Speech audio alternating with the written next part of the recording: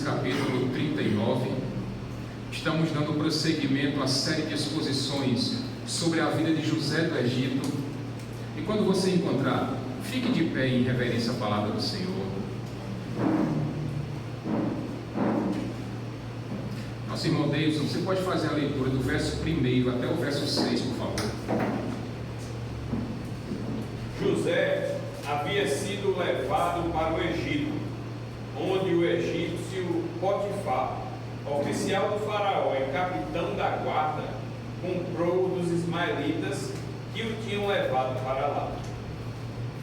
O Senhor estava com José, de modo que este prosperou e passou a morar na casa do seu senhor egípcio.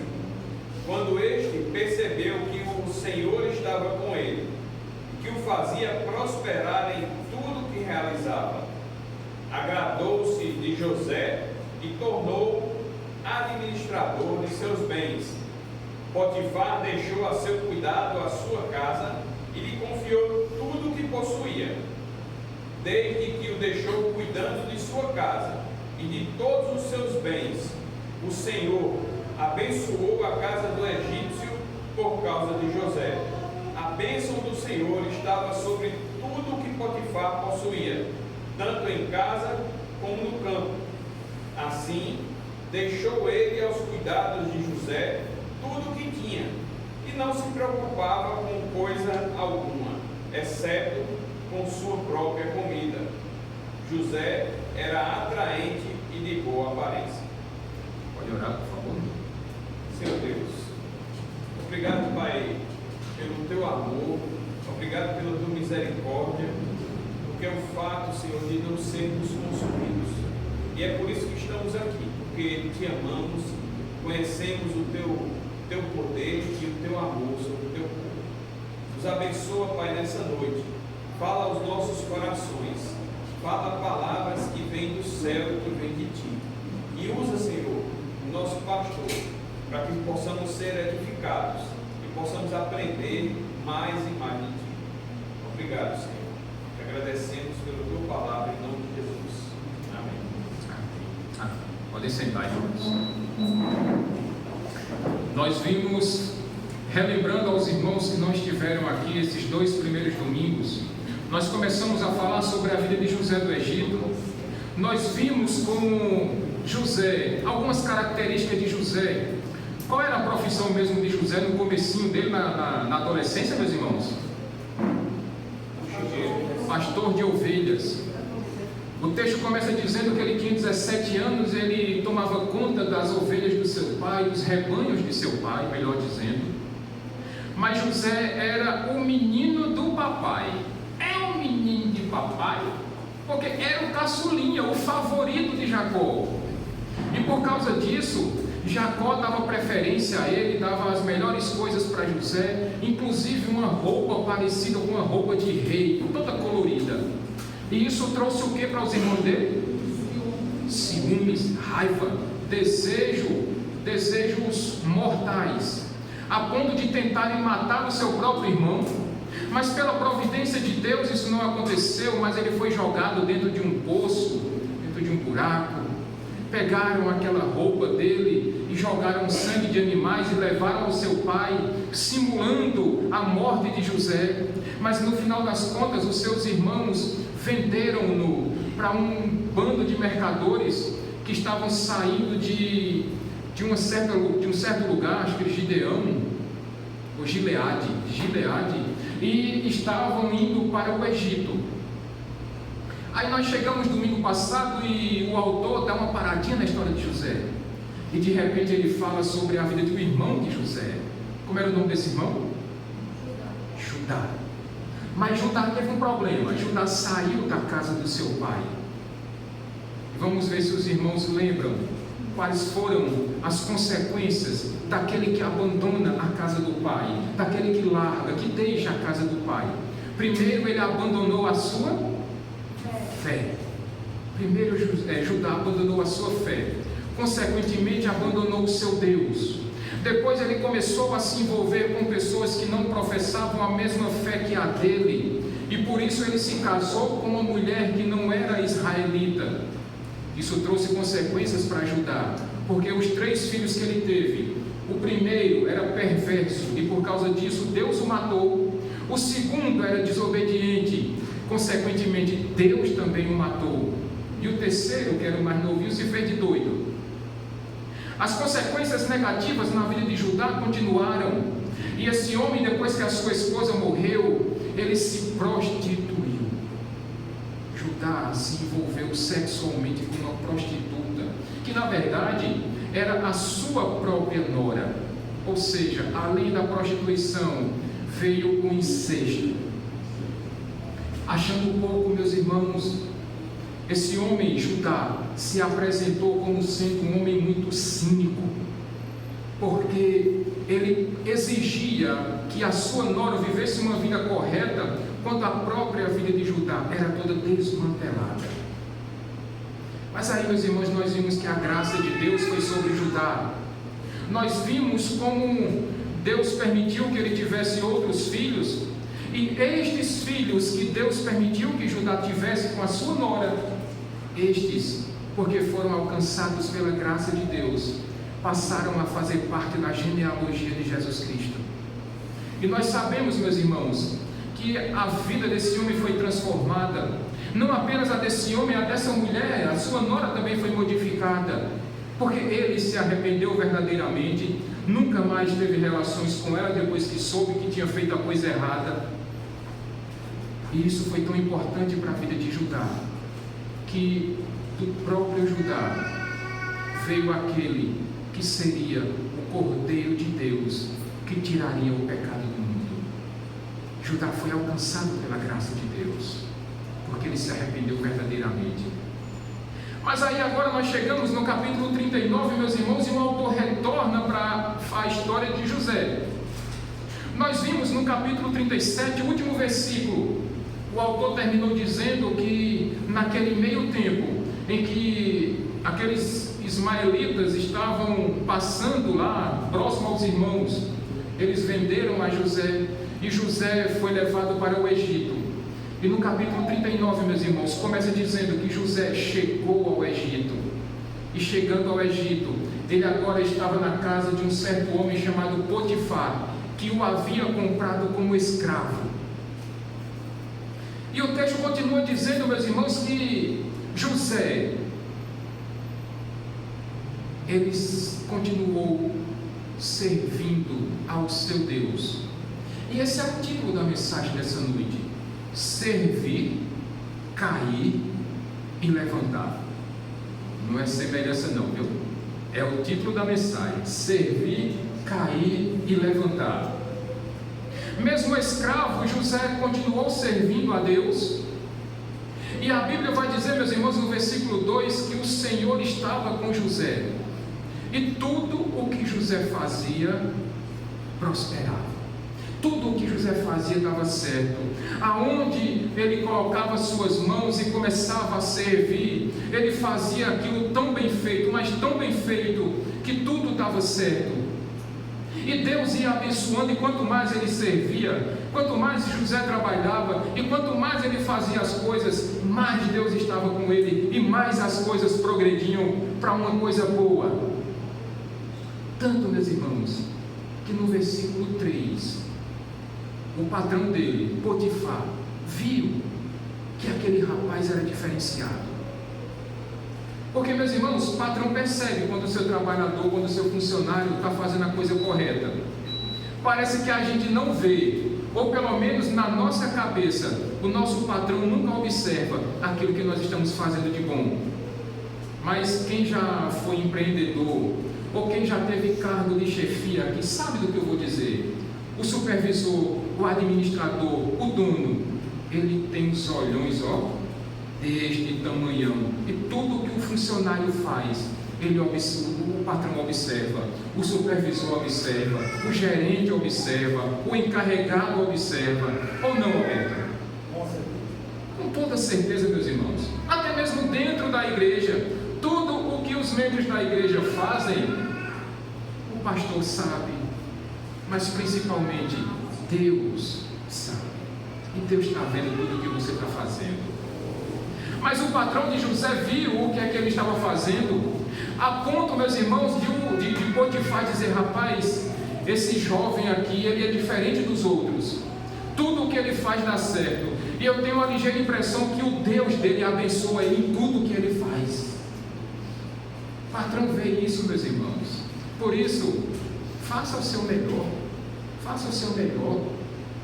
E o patrão de José tanto viu, que veio ali um brinde para José. José, que continuava sendo escravo, que chegou desconhecido na casa de Potifar, agora ele foi promovido a quê mesmo? Que o texto vai dizer? Administrador de tudo. Não era só de uma coisinha ou outra, não. Era administrador de tudo, de todas as coisas de Potifar, não apenas da sua casa, mas dos seus campos, do seu trabalho, de tudo. É como se Potifar tivesse dado, meus irmãos, uma promoção profissional para José. É como se ele tivesse passado uma procuração, dizendo: José, tudo o que é meu, o encarregado agora é você. Extrema confiança. É como se Potifar, meus irmãos, tivesse dado, igual o Jair faz com Luana, cartão de crédito ilimitado, dizendo: Luana, pode gastar à vontade, é por conta. A chave da casa está garantida, a chave do carro também, a minha carteira, pode levar a carteira também, leve tudo. Você está encarregada de tudo. E sabe qual era a única preocupação de Potifar? A única coisa que ele estava preocupado naquele momento, meus irmãos, era com a sua comida. Porque o mais, José estava tomando conta de tudo, e tudo ia muito bem, e tudo ia prosperando, e tudo estava dando muito certo. E sabe qual é a primeira lição que nós já tiramos daqui dessa noite, dessa pequena parte do texto? Como é que você tem servido a Deus? José, meus irmãos, estava fazendo o melhor que ele podia fazer. José fazia o seu tudo. Nós brincamos aqui na igreja de vez em quando: gente, não faça o seu melhor não, faça o seu tudo. Porque o seu tudo, com a bênção de Deus, as coisas só vão indo bem, as coisas só darão certo, as coisas prosperarão. E isso não é teoria da prosperidade que algumas igrejas pregam por aí, não. O texto está dizendo, meus irmãos, que a bênção de Deus estava sobre José. Sirva ao seu Deus com o seu tudo. Veja, meus irmãos, equipe de louvor serve a Deus, canta os louvores, toca as músicas, fazendo o seu melhor, fazendo porque não é para mim. O louvor faz esse louvor para quem? Para Deus. Os professores fazem o seu melhor, dão as melhores aulas, como se estivessem ensinando para o próprio Deus, se é que isso é possível. Os homens dessa igreja, quando vão fazer algum concerto aqui, fazem como se estivessem fazendo para o próprio Deus. A palavra é pregada para a glória de Deus, e o seu trabalho, o seu serviço precisa ser para a glória de Deus. É por isso que quando você chega no seu trabalho, faça o seu trabalho como se você estivesse fazendo para o próprio Deus. E descanse o coração, que Deus vai te abençoar. Isso não é promessa furada não, meus irmãos. Mas quando você faz o seu melhor trabalho para Deus, independente do setor, independente do patrão, se ele é crente ou se ele não é crente. Ah, pastor, mas o meu encarregado nem olha para essas coisas. Olha. E se ele não estiver vendo, Deus vê. E quando Deus quer promover alguém, promove. E quando Deus quer mudar alguém de setor, muda. Ah, pastor, mas as pessoas lá são complicadas. Continue fazendo o seu melhor para Deus. Descansa o coração. Eu sei que muitas vezes as pessoas vêm me dizer: pastor, é porque o senhor não sabe como é meu trabalho, é porque o senhor não sabe as pessoas que trabalham comigo. Mas deixa eu fazer uma pergunta para vocês. José, quando estava na casa do seu pai, vocês acham que, sendo o filho favorito, faltava alguma coisa para ele? Faltava não, meus irmãos.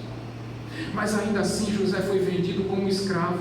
E José agora era um escravo, e mesmo sendo escravo, mesmo não tendo culpa nenhuma de ter sido vendido pelos seus irmãos, mesmo estando em uma terra estranha, debaixo da autoridade de uma pessoa que não cria no mesmo Deus que ele cria, José continuou servindo a Deus, fazendo o seu melhor, servindo a Potifar. Ele fazia como se estivesse fazendo para o próprio Deus. Independente de ser escravo, independente de estar na casa de estranhos, independente de ter perdido a sua liberdade, mas José continua fazendo o seu melhor, porque ele fazia para o próprio Deus.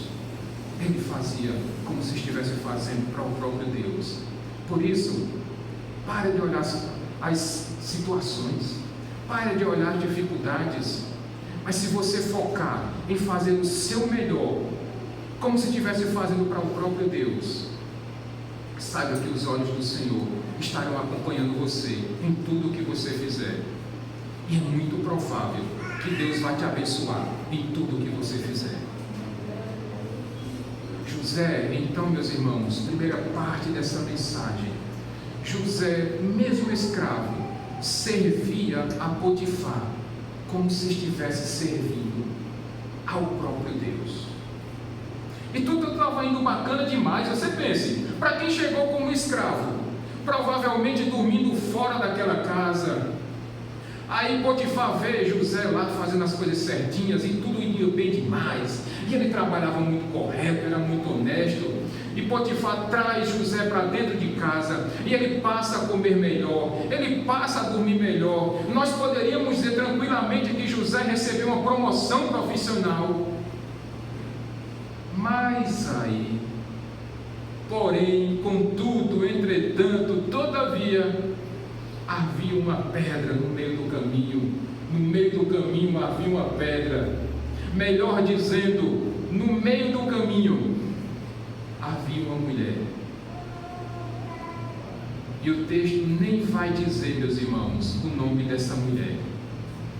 O texto vai dizer somente que ela era a esposa de quem? De Potifar.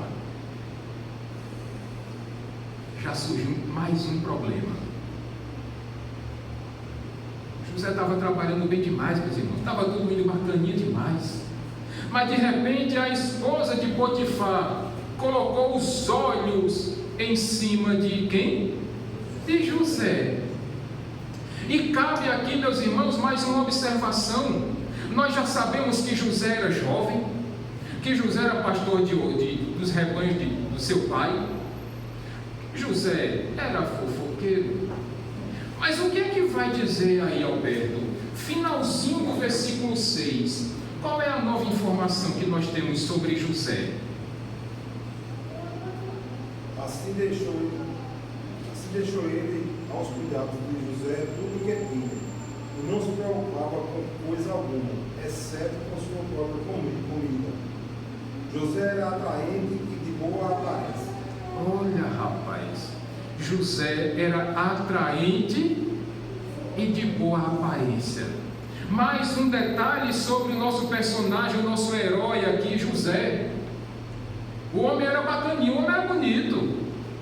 E olha, você imagina, meus irmãos, quando a Bíblia vem dizer que aquele homem era bonito, atraente, como é que você imagina que esse jovem era?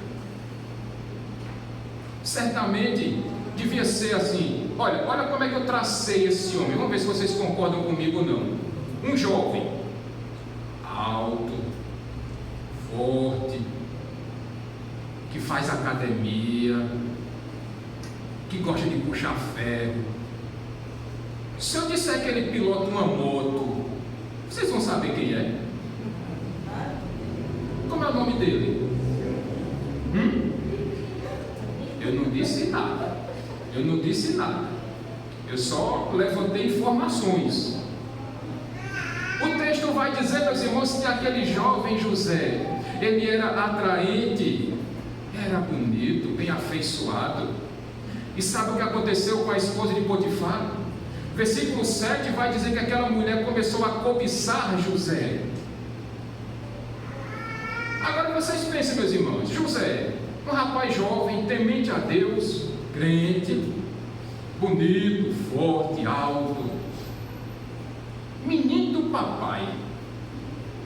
Menino bacana, educado, respeitoso. Praticamente criado por vó.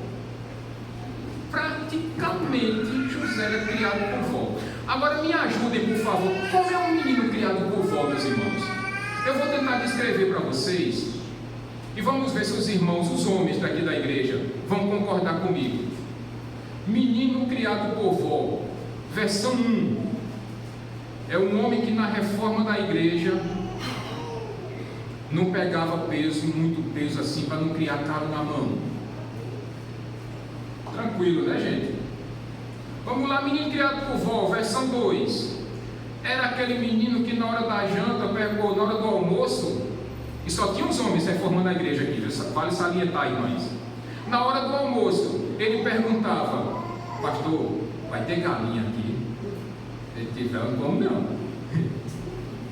Menino criado por vó, versão 3. Pastor, vai ter verdura nessa comida? Ele disse: também como não? Menino criado por vó, versão 4. Na hora da reforma, aí chega um copo de leite com Nescau, nem quente e nem frio. O Nescau tinha que ser peneirado. Se tivesse bolinha de Nescau, ele não tomava para não se engasgar. E ainda teve mais uma. Tem gente rindo aí, alguém está se lembrando aí, rapaz. E tem mais um detalhe. De repente esse leitinho com Todd caiu. Olha o tamanho do bico, ó. Mas não podia ficar sem o leite com Nescau. Aí teve que fazer uma remessa nova de leite com Nescau, peneirar tudo de novo, pingar aqui na parte de cima da mão para saber se não estava quente demais nem frio demais. Isso é menino criado por vó. Depois vinha menino criado por vó, versão 5. Nego, tu tá muito cansado. Tu quer uma massagem de noite em casa quando chegar? Eu não estou dizendo nomes, só estou dando exemplo do que é menino criado por vó. Tem mais alguma que eu esqueci, homens? Tem não, né? Tem não, se eu me lembrar daqui para o final. Mas esse era José, menino criado por vó, filhinho do papai, o filho favorito do papai. Agora vocês acham que esse jovem, temente a Deus, ele ia sucumbir às tentações daquela mulher? Ia não, meus irmãos. E o mais interessante, meus irmãos, é a forma como aquela mulher se expressou para José. Porque o versículo 7, sabe qual foi o convite que aquela mulher fez para José? José, deite-se comigo. É evidente, meus irmãos, que ela não ia falar rude desse jeito. Mas a expressão que o autor usou aqui, a palavra hebraica, é tão pesada que foi preferível colocar esse nome deitar. Mas é lógico que ela não queria deitar. O que aquela mulher queria com José era outra coisa, que a gente nem precisa aqui, que vocês já sabem o que é. E a resposta de José, meus irmãos, não poderia ser outra.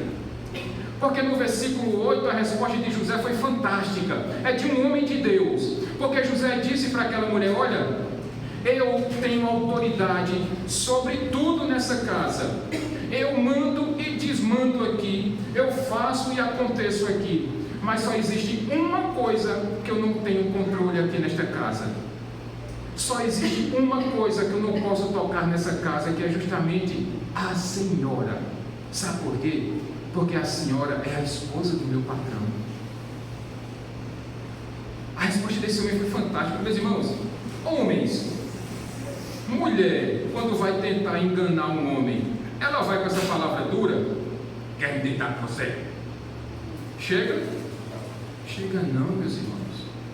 Eu duvido que aquela mulher tenha chegado para José, dizendo: José, vou me deitar com você.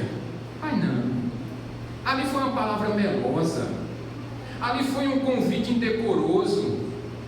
Nós não sabemos como aquela mulher falou, nem se ela estava vestida ou não, de que forma ela se apresentou para José. Mas a única coisa que nós sabemos é que de fato aquela mulher começou a tentar José. E a resposta de José foi fantástica, meus irmãos. Porque ele deu 2 motivos, Filipe, para não ter contatos físicos com aquela mulher. Ele disse: olha, isso seria uma perversidade com o meu padrão, mas principalmente, se eu fizesse isso, eu estaria pecando contra Deus. A resposta de José foi fantástica, meus irmãos. Por isso, o ensinamento que nós tiramos deste exemplo de José nesta noite: como se afastar das tentações. Deixa eu dar uma informação para vocês. Meus irmãos, Deus tenta alguém? A Bíblia vai dizer que Deus não tenta ninguém. Muitas vezes a tentação vem de quem? De quem? De Satanás. E Satanás, Mateus e Bia, tem algumas estratégias. Ele tenta enganar as pessoas. Se ele não consegue enganar, ele tenta seduzir. E se ele não conseguir seduzir, então ele vai perseguir. Ele vai tentar enganar, e o mundo tem tentado fazer isso. O mundo tem dito que aqueles que vão para a igreja são caretas. Aqueles que vão para a igreja é porque estão querendo fazer do pastor um homem rico. Aqueles que estão indo para a igreja é porque querem ser melhores do que os outros, querem ser mais santos do que os outros, querem estar num patamar acima dos outros. Aí quando ele não consegue tomar a sua mente, porque Satanás tenta tomar a sua mente, meu irmão, minha irmã. Se ele não consegue enganar você, aí ele vai tentar seduzir você. E aí ele vai trazer o convite: ei, olha, 35 graus em João Pessoa, a praia está convidativa. Vai, olha, homem, vai ter cada mulherão passando por lá para você apreciar. Quem sabe alguma daquelas não vai dar uma cantada em você, igual a mulher de Potifar.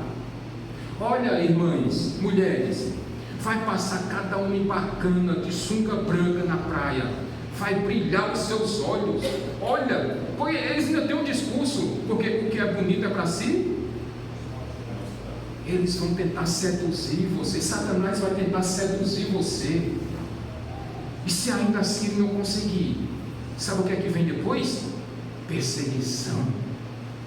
Ah, mas você não cedeu ao engano. Ah, mas você não deixou se seduzir. Então nós vamos perseguir você. Porque se você não se corrompe igual aos outros, então você agora é uma ameaça para aqueles que estão corrompidos. Porque se você não se submete às vontades do mundo, então o mundo vai tentar tirar você desse sistema, porque você é nocivo a essa prática satânica que o mundo tem oferecido. E ele vai perseguir você. Por isso, o exemplo que eu e você, homens e mulheres de Deus, precisamos ter diante das tentações é fazer como José fez. Olha, isso seria uma perversidade contra as pessoas, mas acima de tudo, isso é pecar contra Deus. É pecar contra Deus. E alguém pode até dizer: mas pastor, é difícil demais ceder às tentações. Pastor, o senhor não sabe como é. As mulheres de hoje dão em cima de homem, basta ver um homem com a aliança na mão. Ah, pastor, e as irmãs podem dizer: os homens de hoje são descarados. A gente passa na rua, eles dão um fio-fio e dão cantadas, e a gente precisa, às vezes é uma cantada boa, pastor. Vá não, não vá não. Não vá nessa não. Resista, fuja das tentações, porque senão você está cometendo perversidade contra o seu próximo, talvez até o seu marido ou a sua esposa, mas acima de tudo você vai estar pecando contra o seu Deus. Outras vezes eu já escutei também, meus irmãos, pessoas dizendo: pastor, lá no meu trabalho, o senhor não sabe como é difícil, porque fica o patrão, fica a patroa, fica o chefe, o encarregado.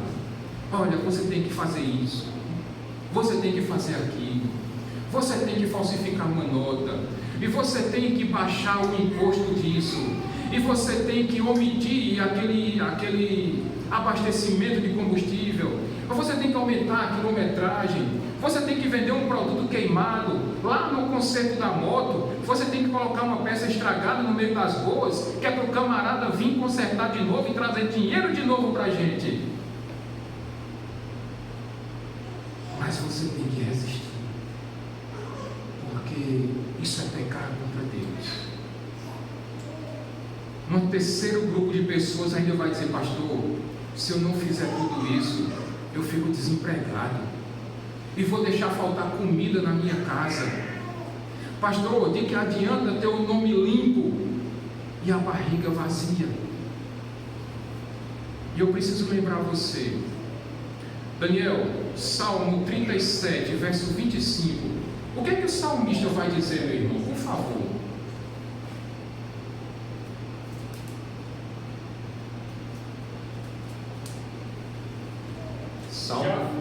Já fui jovem e agora sou velho, mas nunca vi o justo desamparado, nem seus filhos mendigando o pão. É preferível estar limpo diante de Deus do que sujo diante dos homens, porque se você se mantiver firme diante de Deus, como o salmista mesmo disse, quem vai te sustentar é Deus, quem vai prover o teu sustento é Deus, quem vai garantir a tua integridade é Deus. Mas você precisa fazer como José: fuja das tentações. E se vocês acham, meus irmãos, que essa tentaçãozinha era coisa simples, é não. Porque no versículo 10, o autor vai dizer que dia após dia, após dia, após dia, aquela mulher continuava tentando José, dizendo: vem para cá, meu filho, eu quero me deitar com você. Olha, você é atraente demais, você é bacana demais, e eu queria me deitar com você, José. E aquele homem continuava, aquele jovem continuava fugindo da tentação, fugindo da tentação. E aqui a gente precisa entender, meus irmãos, sabendo que isso não é fácil, fugir das tentações não é fácil, mas você precisa se afastar. Outras vezes eu escuto, obrigado. Outras vezes eu escuto: pastor, eu peço tanto a Deus, igual nós cantamos no começo do culto, no louvor: Senhor, e não me deixes cair em tentação, mas o quê? Livra-me do mal. Senhor, não me deixe cair em tentação. Senhor, não me deixe cair em tentação. Mas não basta apenas você pedir: Senhor, não me deixe cair em tentação. É necessário que você afaste-se dela. José sabia, quando aquela mulher de Potifar ia para o quarto, ele corria para a cozinha. Quando ela ia para o banheiro, ele corria para a sala. Ele fugia da aparência da tentação, ele fugia de onde a tentação estava. Por isso, se você é tentado pela bebida, fuja dela. Se você é tentado pela pornografia, não abra o site.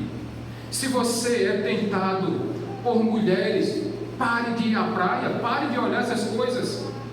Se você é tentado por falar mal da vida do outro, pare de ver a rede social. Mas é necessário que você fuja. Pare, saia de perto, mantenha distância, coloque aquele símbolo da caveirinha lá da morte. Cuidado, perigo, sai de perto. O exemplo de José, meus irmãos, serve tranquilamente para mim e para você. Ele fugia daquela mulher, mas teve um momento, meus irmãos, do versículo 11 até o versículo 14, até o versículo 13, o texto vai dizer que aquela mulher armou uma cilada, Davidson e Carol, para José. E teve um dia que José entrou na casa para fazer as suas atividades, e aquela mulher agarrou na roupa de José e disse: é hoje, meu filho, de hoje não passa, é hoje que eu me deito com você. Mas mais uma vez, José respondeu da mesma forma que eu espero que cada um de nós reaja diante da tentação. Aquele jovem, meteu carreira, meteu o pé, saiu correndo, mas aquela mulher agarrou com tanta força nas roupas de José, que acabou que ela ficou com a sua roupa lá nas mãos. E aqui, meus irmãos, é um detalhe interessante. José parece que ele tinha a capacidade de perder roupa. Se vocês lembram, no capítulo 37, ele perdeu a sua túnica por causa dos seus irmãos e foi jogado num buraco. Capítulo 39. José perdeu de novo a sua roupa, só que agora não para os seus irmãos, mas para aquela mulher. Mas ao contrário do seu irmão Judá, José resistiu bravamente e não cedeu às tentações daquela mulher. Ela agarrou as roupas de José e ele saiu fugido, correndo daquele lugar. Mas acontece, meus irmãos, que aquela mulher era astuciosa demais. Aquela mulher era perversa. Nós podemos dizer, sem sombra de dúvida, que aquela mulher era enviada de Satanás ali, para perturbar a vida de José. Porque já no versículo 14, o que é que diz aí, Davidson, por favor? Versículo 14, do que foi que aquela mulher chamou José? Chamou os empregados e lhes disse: vejam, este hebreu nos foi trazido para nos insultar. Ele entrou aqui e tentou abusar de mim, mas eu gritei. Verso 14. Aquela mulher inventou uma mentira para tentar queimar a imagem, o filme de José. E ela disse: este hebreu. E isso demonstra, meus irmãos, a total incapacidade de respeitar alguém que aquela mulher tinha. Porque se um dia Potifar diz: olha, meu filho, você vai controlar tudo, mas só não chegue perto da minha mulher. Porque isso já dava a entender, meus irmãos, que Potifar não confiava na esposa dele. Potifar sabia que aquela mulher aprontava. Por isso ele alertou José: olha, toca nela não, chega nem perto dela. Aí a gente chega no versículo 14 e aquela mulher fala: este hebreu. Preconceituosa aquela mulher. Tanto que no versículo 17 ela vai dizer: o seu escravo hebreu. Como se ela estivesse dizendo: este bandido, este imundo, este criminoso. Como muitas vezes, meus irmãos, nós gostamos de rotular pessoas que nós não gostamos. Esse descrente, esse enviado, esse encapetado. Nós temos essa mania de fazer isso. A gente, quando não gosta de alguém, a gente gosta de rotular essa pessoa negativamente. Mas aquela mulher quis tapear os funcionários, dizendo: olha, José tentou me agarrar. Aí eu fico pensando, Juan, Francisco, aqueles funcionários, os homens, sabendo a fama daquela mulher de Potifar. Quem? José. Agarrar a senhora. José, aquele menino que era do vó, aquele menino de papai, incapaz de desobedecer, nem alto ele fala. Eu fico imaginando aqueles funcionários: ah, tá certo, José, né? Aquele que não mexe com ninguém, né? Tá, conte outra. Mas eles eram funcionários. E sendo funcionários, qual era a deles? Eita, pila, José, olha, José aprontou. A mentira que aquela mulher contou, meus irmãos, para incriminar José foi tão grande que no versículo 17, ela chegou para o seu marido Potifar e contou: olha, o teu servo, o teu escravo, ele tentou me estuprar aqui dentro de casa, desonrando a mim, a você, a nossa casa, tentando com isso queimar a imagem, o filme de José, e tentando incriminar por uma coisa que ele não havia cometido. E muitas vezes nós passamos por isso, meus irmãos. Muitas vezes nós levamos a fama negativamente daquilo que a gente nem fez, daquilo que a gente nem tem culpa. E por causa de todas as mentiras que aquela mulher contou ao seu marido, o que foi que Potifar fez, Davidson, nos versos 19 e 20? Quando o seu senhor ouviu o que a mulher lhe disse, foi assim que seu escravo me tratou. Ficou indignado. Mandou buscar José e lançou-o na prisão em que eram postos os prisioneiros do rei. José, por causa de uma coisa que ele não tinha feito, ele foi incriminado e preso. É por isso que eu coloquei na mensagem: servir, cair. José caiu na prisão agora, meus irmãos, e talvez lendo e acompanhando a narrativa, você vai dizer: pastor, o que foi que José fez de errado? Nada. Absolutamente nada. Talvez naquela primeira vez que os irmãos jogaram José no poço, você pode dizer, meu pastor, ele fofocava demais, ele queimava o filme dos irmãos. Talvez era até uma puniçãozinha boa de irmãos. Mas nessa segunda vez, qual foi a culpa de José aqui, meus irmãos? Nenhuma. José não fez nada de errado. Eu sei que muitas vezes você tem se colocado nessa posição. Senhor, o que é que eu tenho feito de errado? Por que as coisas não têm dado tão certo na minha vida? Há um certo tempo atrás, pouco tempo atrás, eu ouvi de um homem de Deus, ele dizendo, pastor, eu acho que Deus se esqueceu de mim. Eu acho que Deus virou as costas para mim. Porque as coisas começaram a dar errado. E o exemplo de José aqui, meus irmãos, é muito claro para você e para mim.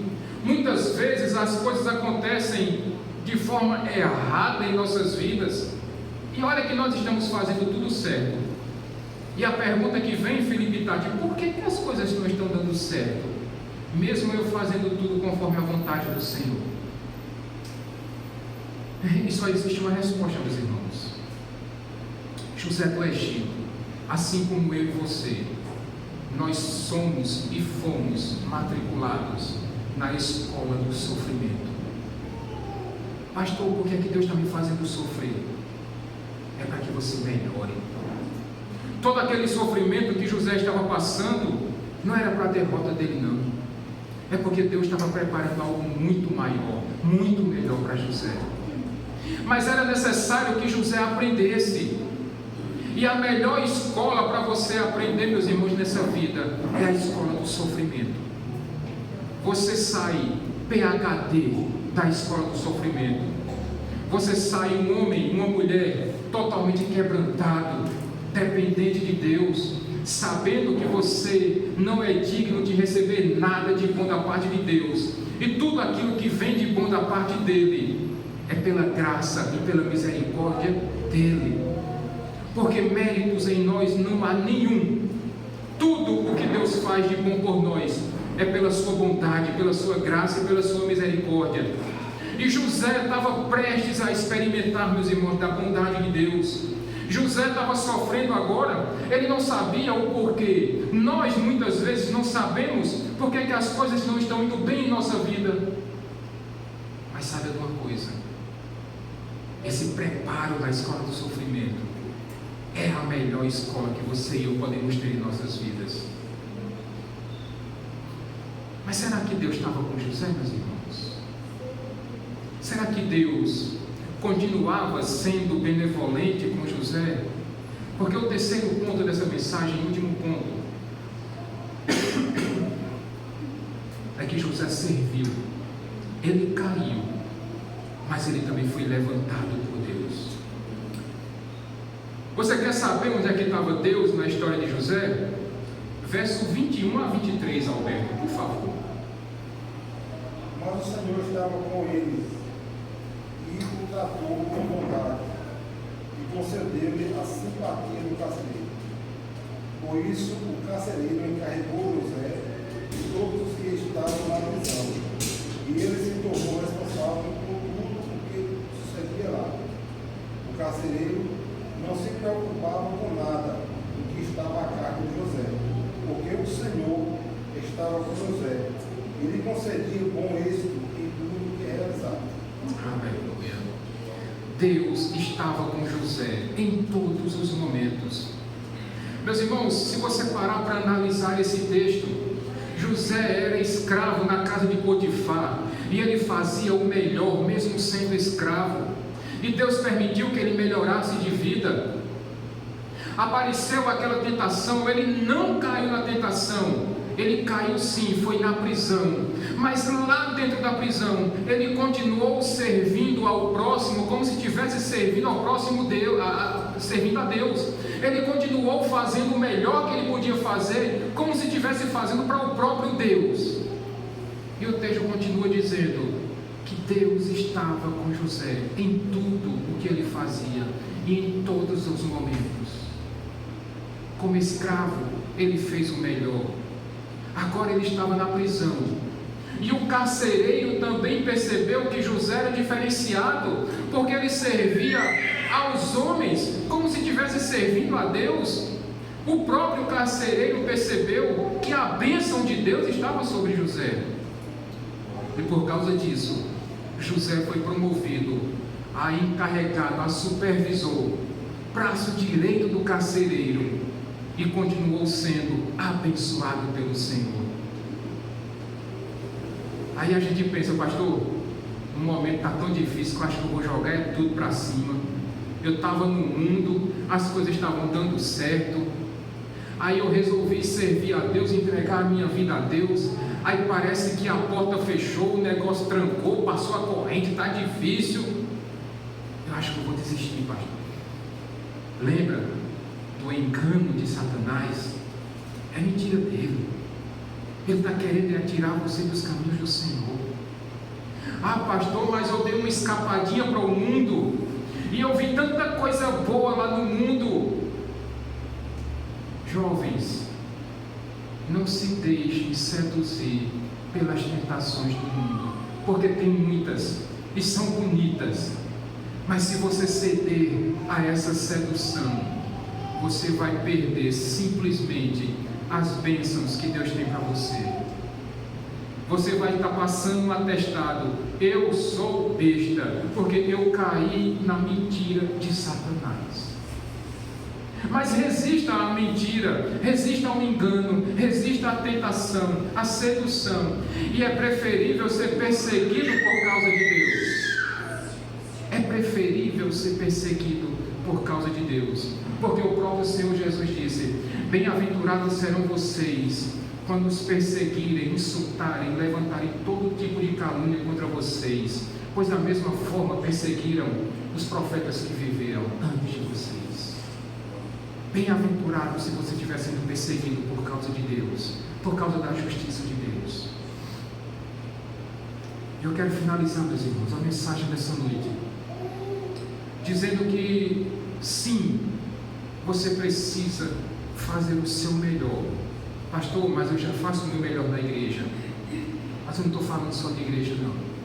Das portas da igreja para fora, sirva aos homens como se você estivesse servindo ao próprio Deus. Seja sal e luz, meus irmãos, nessa terra. Dê o exemplo positivo, dê o testemunho de crente verdadeiro, dê o testemunho de um homem segundo o coração de Deus, dê o testemunho de uma mulher segundo o coração de Deus. E você prepare-se, porque Deus vai te abençoar. Isso não é promessa vazia, promessa furada, mas é o exemplo de José que nós podemos trazer para a nossa vida. Pastor, e quando vierem as tentações, lembrem-se do engano, da sedução e da perseguição. Muito melhor é ser perseguido do que ser enganado. Muito melhor é ser perseguido do que ser seduzido. Faça como José. Ei, aonde é que está a tentação? Se a tentação estiver aqui, eu vou para cá. Se a tentação está para lá, eu vou para o outro lado. Fuja da tentação. Se ela correr para a direita, eu vou para a esquerda. Se ela for para cima, você vai para baixo. Mas saia de perto dela, em nome de Jesus. E finalmente, prepare-se, porque nós estamos matriculados, meus irmãos, na escola do sofrimento. Pastor, mas ninguém gosta de sofrer. E vocês achavam que José gostou? Vocês acham que José gostava de ser escravo? De não ter feito nada de errado, estar preso a si mesmo? De estar servindo a homens que ele nem conhecia? De ter perdido a sua liberdade? Se José não gostou, meus irmãos, nenhum de nós vai gostar. Nenhum de nós vai gostar. Mas prepare-se, porque nós sim estamos preparados para as coisas mais difíceis. Mas quando parece que não tem mais jeito, parece que quando tudo está difícil demais, lembrem-se que o Senhor está com você. Versículo 2: o Senhor estava com José. Versículo 3: Potifar percebeu que o Senhor estava com José Versículo 5 continua dizendo. Versículo 21 vai dizer que o Senhor estava com José. E o texto termina dizendo, versículo 23, o Senhor estava com José. O Senhor estava com José. E se ele estava com José na escola do sofrimento, certamente, meus irmãos, Deus também está conosco. Ele sabe que essa escola do sofrimento é difícil demais, mas Ele está conosco, nos tomando pela mão, nos guiando, nos guardando, nos encorajando, nos dando forças quando nós achamos que está difícil. Quando José Felipe começa a chutar, Tati, mas Deus está lá. E Deus está dizendo, peraí José Felipe, chuta agora não, deixa a mamãe dormir. Daqui a pouco, Carol vai estar passando por isso também, a barriga crescida, e a criança que Deus vai colocar nesse ventre, que já colocou na verdade, vai estar procurando espaço. Carol vai dizer, eita, aqui hoje está que está. Mas daqui a pouco também Davi vai nascer, Helena. E todo aquele sofrimento do parto simplesmente, passa. E aí vem a alegria de tomar nos braços o primeiro neto. E a mãe automaticamente esquece de toda a dor. Ou eu estou falando bobagem, mães? A dor passa na hora. Esquece-se de todo o sofrimento de 9 meses. O pai esquece até mesmo que vai ter um investimento para o resto da vida. Mas quando ele pega a criança nos braços, ele certamente, quando Felipe disser, este é o meu filho, sangue do meu sangue, aí esquece das contas que vão vir pela frente. E quando ele chorar, certamente você vai dizer, calma meu filho, papai está aqui.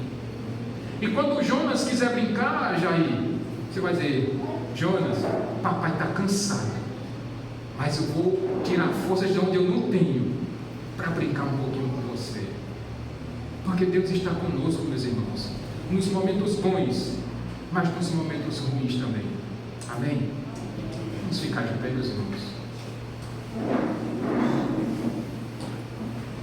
Quando o nosso irmão Francisco